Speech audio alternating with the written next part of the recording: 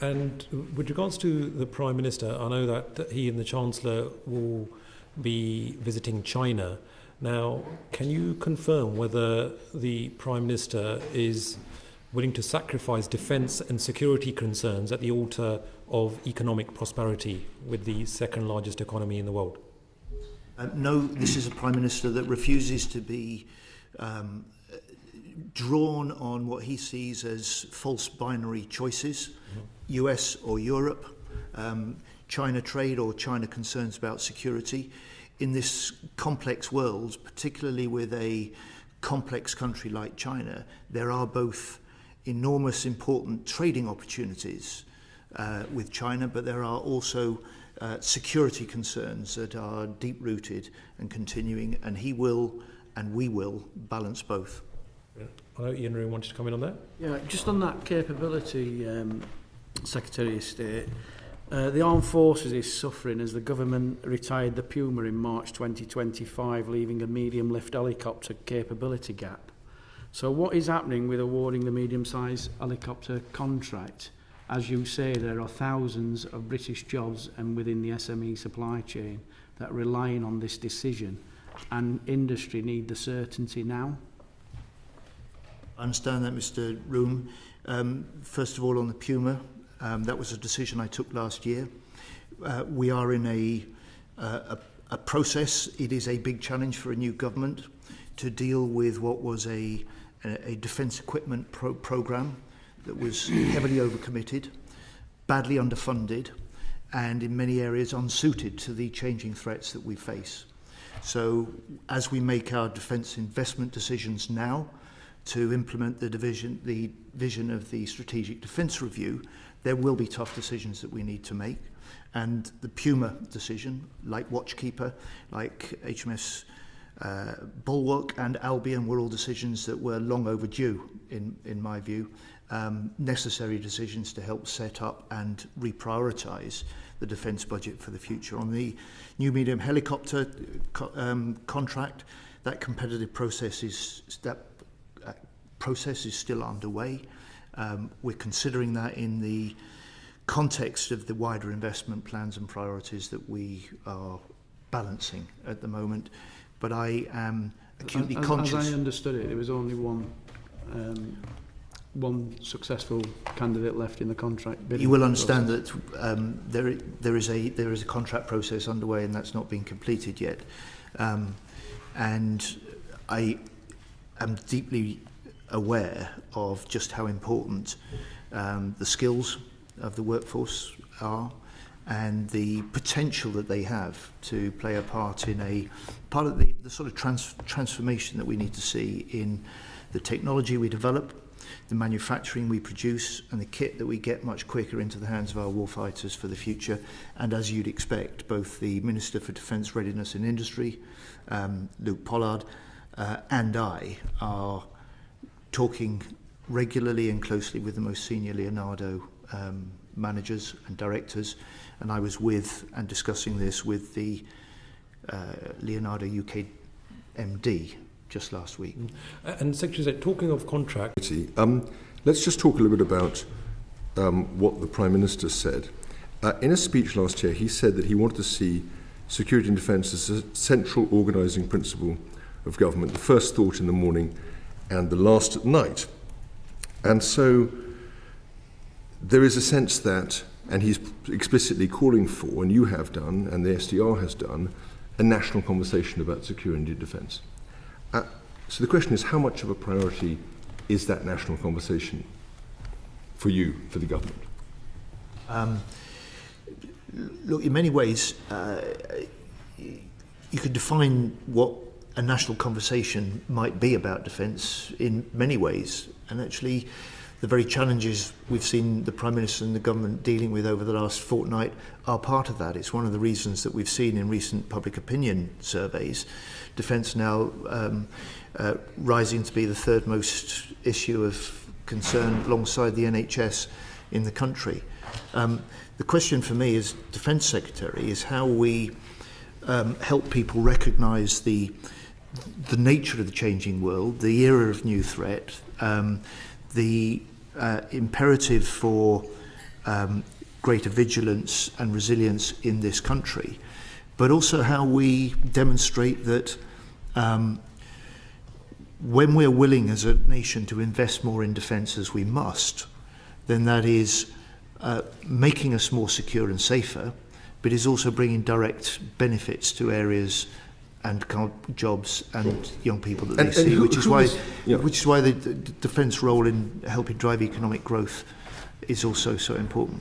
But who is responsible for leading that national conversation? I think a little bit as Mr. Twigg was asking about, if you're having a national conversation and you've got a whole of society,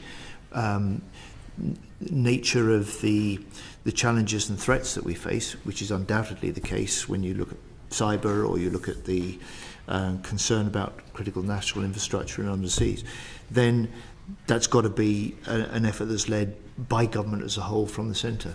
No, which individual? Is that the Prime Minister?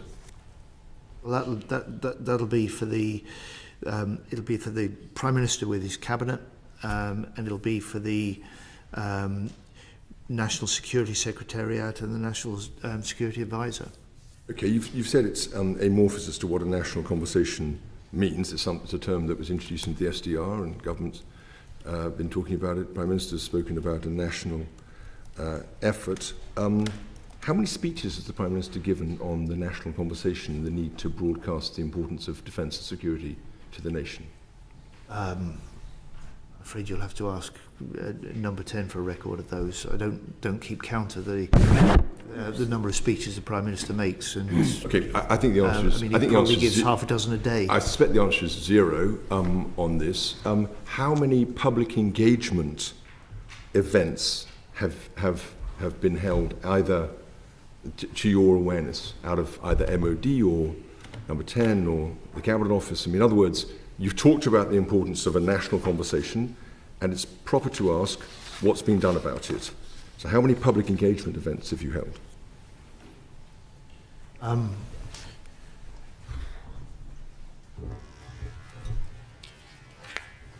Okay, how many public... I'm pausing only because you draw the parameters so wide, it's quite difficult to know how to answer. I'm perfectly prepared to okay, have you made a lot of speeches, Secretary of State? Have you made a lot of speeches up and down the country saying it's a national problem here, we need to be thinking of this in the Prime Minister's words, first thought in the morning, last at night, we need people to understand we're potentially in a pre-war situation? Have you given those speeches, and how many have you given?